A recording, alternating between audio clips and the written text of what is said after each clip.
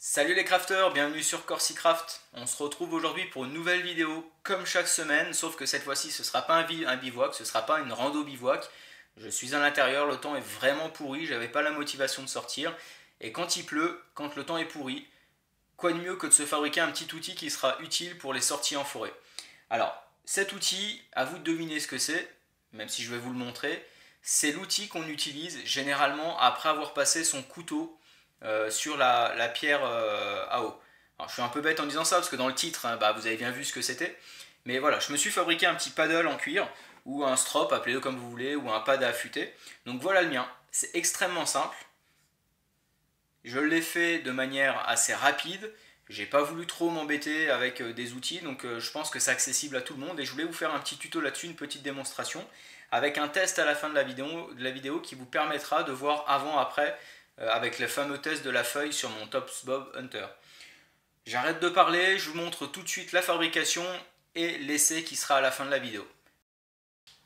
Alors de quoi on va avoir besoin? C'est assez simple au final, hein. Donc pour ma part, je suis parti sur un morceau de palette que je vais recouper aux dimensions. Pour couper, on aura juste besoin d'une scie sauteuse, le petit crayon qui va bien pour faire le dessin, bien sûr la pièce maîtresse, le morceau de cuir. Concernant le cuir, ce qui est important, enfin pour ma part, c'est d'acheter du cuir qui vient de la zone européenne. Au moins c'est un gage, pas forcément de qualité du cuir, mais au moins sur l'abattage des animaux. Donc j'ai fait attention au moins à cet aspect-là, c'est-à-dire que le cuir provienne d'un pays de l'Union Européenne et non pas d'Asie. Une petite spatule ensuite pour étaler la colle. Un petit serre-joint de la même manière qui va me permettre ensuite de bien faire tenir la planche quand je vais découper. Et du papier à poncer pour essayer de faire quelque chose d'assez propre. On voit aussi ici une cuillère. Donc ça je vous expliquerai un tout petit peu plus tard à quoi elle va me servir. Donc allez, sans plus tarder, on va commencer tout de suite le travail. Et vous allez voir, c'est très simple. Le matériel, vous avez vu, il y a la colle ici. C'est, mis à part la scie sauteuse, simplifié au maximum. Je voulais faire quelque chose qui soit abordable, simple à faire et à réaliser. Donc c'est parti pour la première étape, qui est une des plus simples. On va simplement mettre le morceau de cuir sur le bois pour essayer de délimiter ce qu'on va devoir couper. Sachant que le cuir fait 21 cm sur 8 cm de large. Je voulais un cuir qui soit quand même suffisamment large, parce qu'avec nos couteaux qu'on utilise en forêt, c'est des lames qui sont quand même entre 12 et 15 cm, du moins pour ma part. Donc je voulais quelque chose d'assez large pour travailler facilement. Donc là on va simplement tracer. Et voilà, au moins j'ai la taille, on va dire, nécessaire. Bien sûr, il va falloir prendre un petit peu plus large, de manière à ensuite avoir une poignée. Donc la cuillère, ce que j'ai fait, j'ai essayé de prendre une cuillère, alors je redessinerai, mais quelque chose, on va dire, qui est une forme de poignée, quelque chose qui me permette de tenir en main. Je ne suis pas certain que ça fasse quelque chose de super top, mais en tout cas, je vais partir là-dessus. Donc, pour ma part, je vais simplement mettre à peu près la distance. J'ai pas besoin de centrer pour l'instant. Ce que je veux simplement, c'est avoir ici la partie maximale. Allez, c'est parti pour la coupe.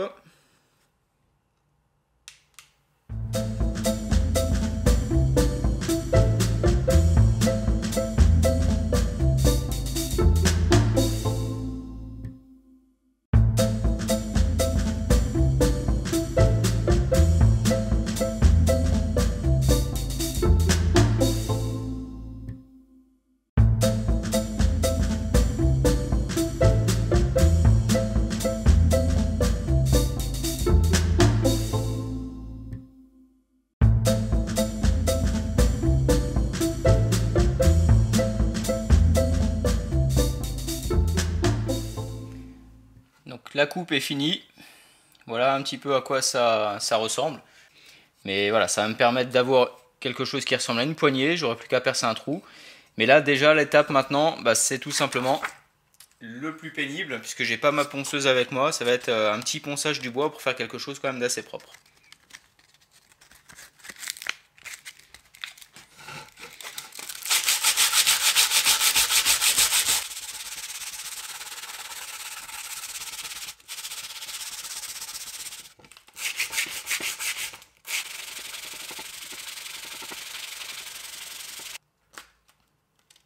Petit point important, c'est toujours utile de donner un petit coup de ponçage quand même sur le cuir, de manière à ce qu'il soit le plus lisse possible sur la partie qu'on va coller sur le bois.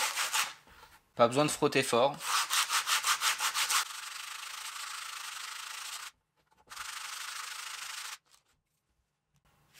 Voilà, une fois que ça c'est fait, on donne un tout petit coup de chiffon. Alors là j'ai pris du sopalin, mais c'est vraiment juste léger. C'est pour enlever l'excédent de poussière éventuel. Sur le cuir, il n'y a pas grand chose, mais c'est surtout sur le bois. Donc le bois je vais coller de ce côté là. Et voilà, une fois que ça c'est fait, on laisse un tout petit peu sécher, puis on n'a plus qu'à mettre la colle. Et c'est parti pour mettre la colle.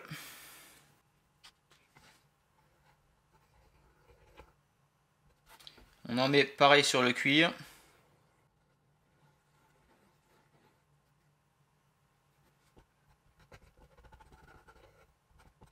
Et ce qui est important maintenant, surtout, c'est de bien étaler, d'où la petite spatule.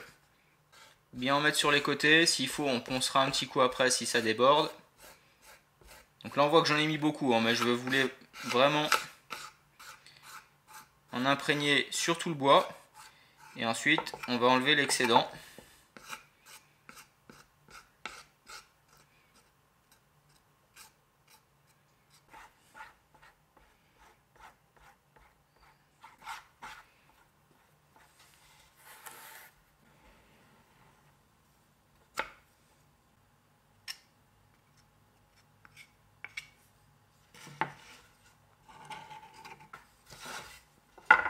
Et une des étapes maintenant les plus importantes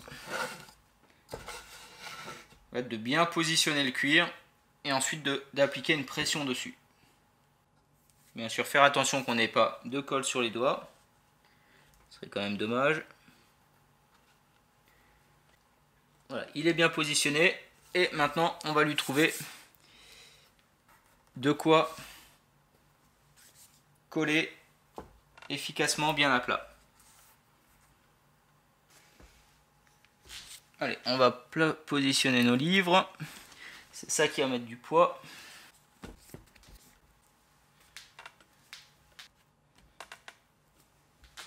Il y a bien une pression partout.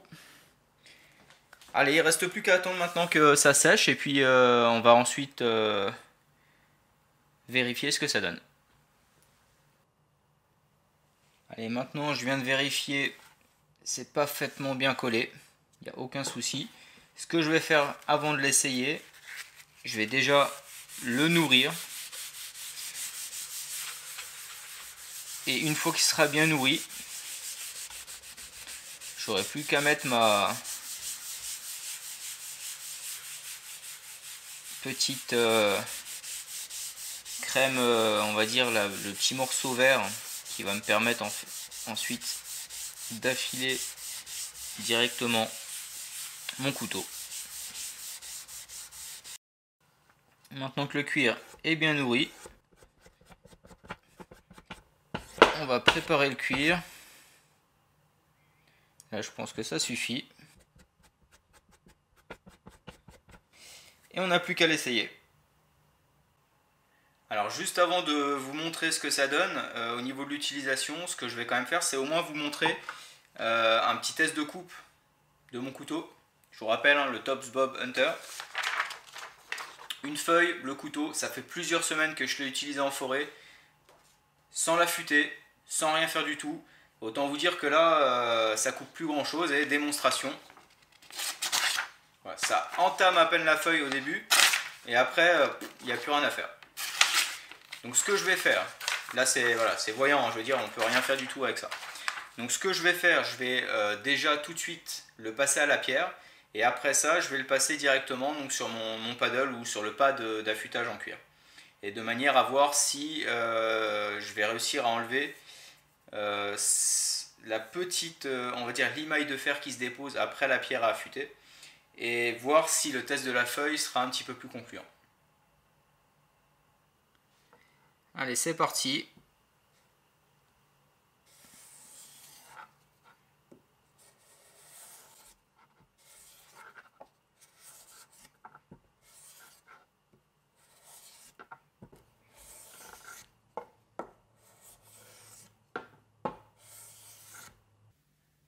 Voilà, je viens de finir de passer mon couteau sur le strop en cuir. J'ai une belle lame brillante. Maintenant, pour finir, le test de la feuille. Vous vous souvenez tout à l'heure, c'était catastrophique. On va voir maintenant ce que ça donne.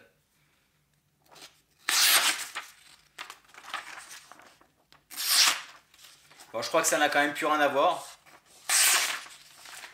Voilà, c'est juste parfait. J'ai peut-être encore un ou deux petits accros.